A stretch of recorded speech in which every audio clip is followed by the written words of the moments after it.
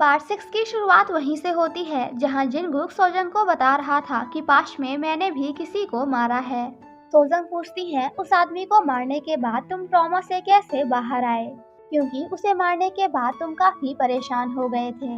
वो कहता है, यूजिन की वजह से उसने मेरी लाइफ में आकर सब कुछ बदल दिया। तभी यूजिन का बॉस जिनगुक को कॉल करके उसके बारे में पूछता है। वो कहता है, मुझे यूजिन से कुछ काम था बट उसका फोन नहीं लग रहा क्योंकि वो शहर से बाहर है। जिसे सुनकर जिनगुक काफी परेशान हो जाता है एंड तुरंत घर के लिए वापस चल देता है। रास्ते में उसे पता चलता है कि आज किम को पूछताछ के लिए पुलिस स्टेशन आना था बट वो नहीं आया क्योंकि वो हेसन गया हुआ है। जिसे सुनकर जिनगुक समझ जाता है कि यूजिन भी उसी के साथ होगी।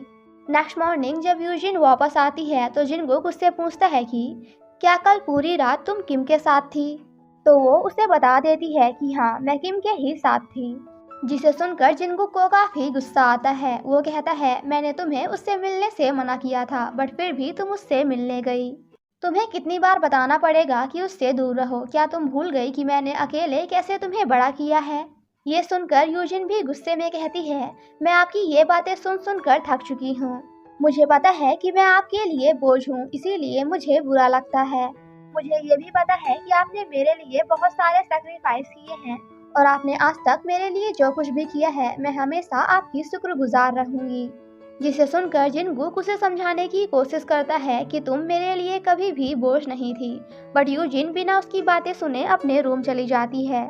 नेक्स्ट मॉर्निंग जब किम जिनगुक से मिलता है तो इस बार वो यूजिन की वजह से उसके भाई से बहुत ही अच्छे से बात करता है। बट जिनगुक कहता है, तुम एक खूनी हो सो प्लीज मेरी बहन से दूर रहना। किम कहता है, तुम होते कौन हो ये कहने वाले? तुम्हारे कहने से मैं अपनी रिलेशनशिप खत्म नहीं करूंगा और उससे मिलता रहूंगा। जिनगुक गुस्से में कहता है कि तुम्हारी जो मर्जी है वो करो, बट मैं भी अपनी बहन को बचाने के लिए वो सब कुछ करूंगा जो कर सकता हूँ। रात में यूजिन किम से कहती है कि हमारी रिलेशनशिप के लिए मेरा भाई जितनी जल्दी मान जाए उतना ही अच्छा होगा। किम कहता है, अगर वो ना भी माने तब भी मुझे कोई फर्क नहीं पड़ता। जिसे सुनकर यूजिन को बुरा लगता है। वो कहती है, मेरे भाई की मंजूरी मेरे लिए बहुत इम्पोर्टेंट है क्योंकि मेरी लाइफ में जिनगुक के लिए एक अलग ही जगह है। ये बोलकर यूजिन वहाँ से जाने लगती है और किम भी उसे जाने से नहीं रोकता। लेकिन थोड़ी ही देर बाद वो उसे बाहर आकर हर जगह ढूंढने लगता है बट यूजिन उसे कहीं भी नहीं मिलती। वो उसके घर भी जाता है बट यूजिन वहाँ भी नहीं होती। सैड होकर जब वो घर वापस आ जाता है तो सामने उसे यूजिन दिखती है। जिसे देखकर किम उसे हक कर लेता है। वो कहती है, अगर नेक्स्ट टाइम से मैं जाना भी चाहूँ तो तुम मुझे जाने नहीं देना और अपने पास रोक कर रखना। नेक्स्ट मॉर्निंग यूजिन अपने भाई जिनगुक से कल के लिए माफी मांगती है। वो कहती है, धीरे धीरे आप भी किम को पहचान जाओगे और धीरे धीरे वो भी आपको अच्छा लगने लगेगा। ये सुनकर जिनगुक फिर से उसके ऊपर गुस्सा हो जाता है क्योंकि इतना समझाने के बाद भी यूजिन अभी भी किम को छोड़ने या फिर उसे भूलने के लिए तैयार ही नहीं है। इसलिए इस बार वो गुस्सा होके यूजिन को बिना कुछ बोले वहाँ से चला जाता है। दूसरी तरफ डॉक्टर जंगमो जब किम की एक फोटो को देखते हैं तो उन्हें एक छोटे बच्चे की याद आती है। नेक्स्ट सीन में वो जिनगुक से मिलने जाते हैं और उसे बताते हैं कि मेरी जिस किताब में तुमने यूरी के बारे में पढ़ा था उसी में मैंने किम के बारे में भी लिखा है और किम ही वो बच्चा है जिससे इंस्पायर होकर मैं एक चाइल्ड साइकियाट्रिस्ट बना। दूसरी तरफ किम एंड यूजिन साथ में बहुत सारी शॉपिंग करते हैं जहां यूजिन किम के घर के लिए काफी सारा सामान खरीदती है एंड उसके घर को एक स्टोर रूम से प्रॉपर घर में बदल देती है एंड अपनी और जिंगू की एक फोटो वही डॉल पर रख देती है ताकि जब भी किम उस फोटो को देखे तो जिंगुक से नफरत करना बंद कर दे।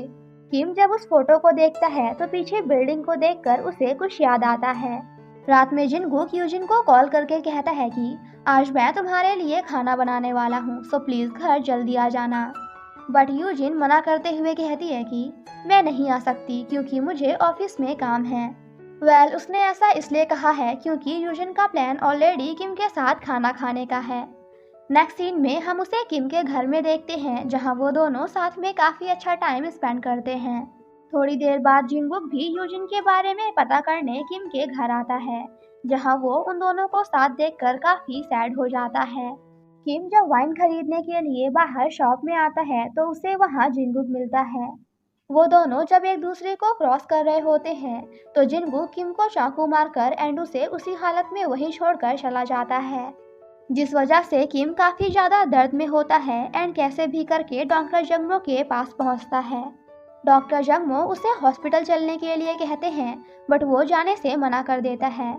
यहाँ किम हॉस्पिटल जाने से इसलिए मना करता है क्योंकि अगर वो हॉस्पिटल गया तो इस बारे में पुलिस को भी पता चल जाएगा, जिसके बाद जिनगुक किम को मारने के इल्जाम में जेल भी जा सकता है।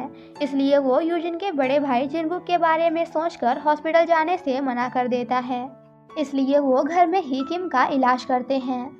बचपन में किम जब अनाथ आश्रम में रहता था तो वहीं डॉक्टर जंगमो भी पास के एक हॉस्पिटल में काम किया करते थे और वो जब भी मछली पकड़ने जाते थे तो वहाँ हमेशा किम भी आया करता था। इसी वजह से वो दोनों एक दूसरे को जानने लगते हैं। दूसरी तरफ यूजिन अभी भी किम के आने का वेट कर रही थी, बट जब किम काफी देर तक वापस नहीं आता तो वो खुद ही बाहर जाकर उसे ढूंढने लगती है, बट किम उसे कहीं भी नहीं मिलता, जिस वजह से वो काफी परेशान हो जाती है। जिसे सुनकर हम व्यूअर्स वाज लाइक, अरे बहन इतना परेशान तो अपने भाई के लिए हो लिया कर, तेरे लिए क्या क्या कर रहा है वो।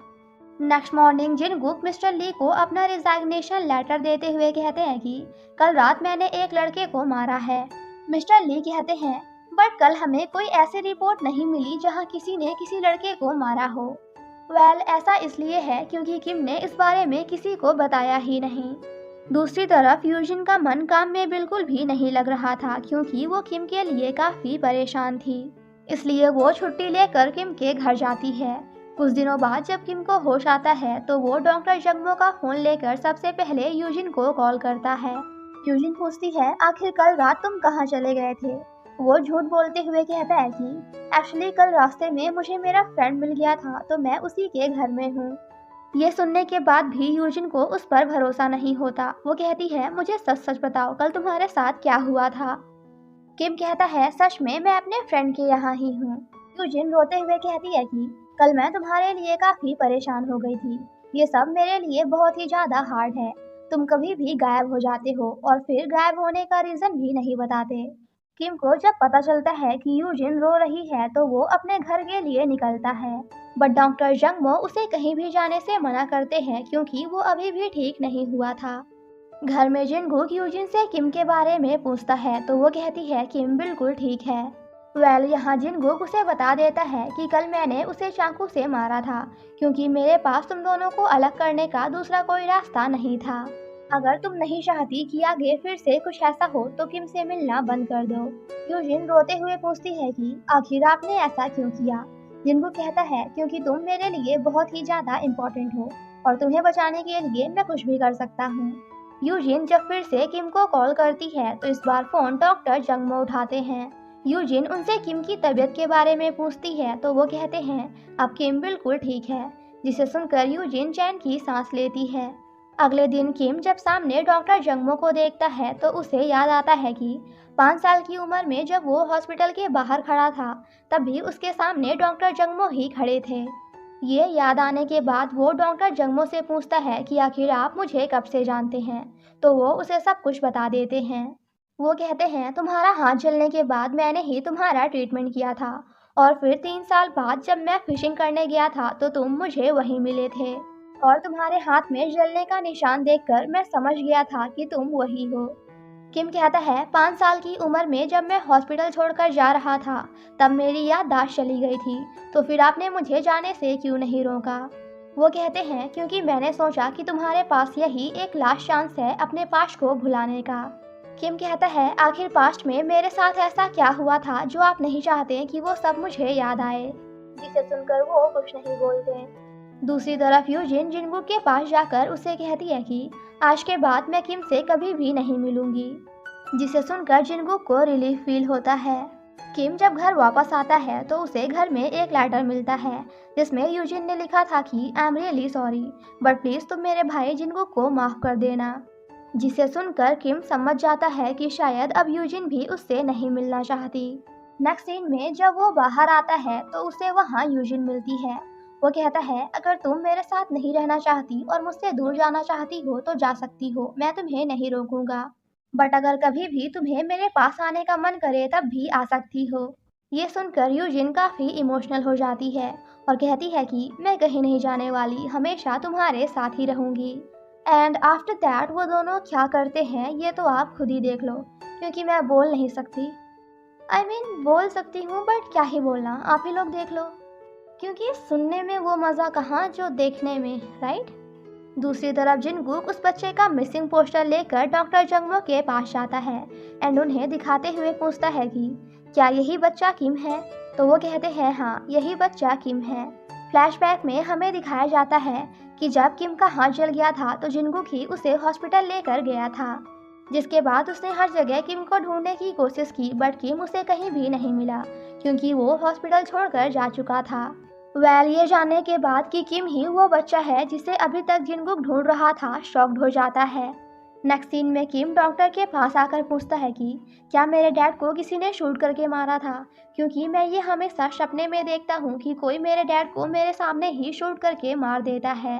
डॉक्टर जंगमो कहते हैं मुझे इस बारे में कुछ नहीं पता, बट जब हॉस्पिटल में मैं तुम्हारा ट्रीटमेंट कर रहा था तो मैंने नर्स को आपस में बात करते हुए सुना था कि वो कह रही थी कि तुम्हारे डैड ने एक माउंटेन गुहा नाम के पहाड़ से कूदकर अपनी जान दे दी थी।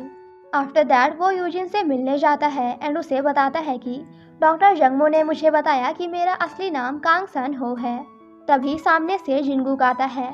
यहाँ किम को देखकर जिनगुक को याद आता है कि डॉक्टर जंगमो ने उसे बताया था कि किम ही कांग सन हो है, वही बच्चा जिसे तुम अभी तक ढूंढ रहे थे। और इसी के साथ हमारा ये पार्ट यहीं पे ख़त्म हो जाता है। Thank you so much guys for watching my explanation. Stay safe and healthy. Bye bye.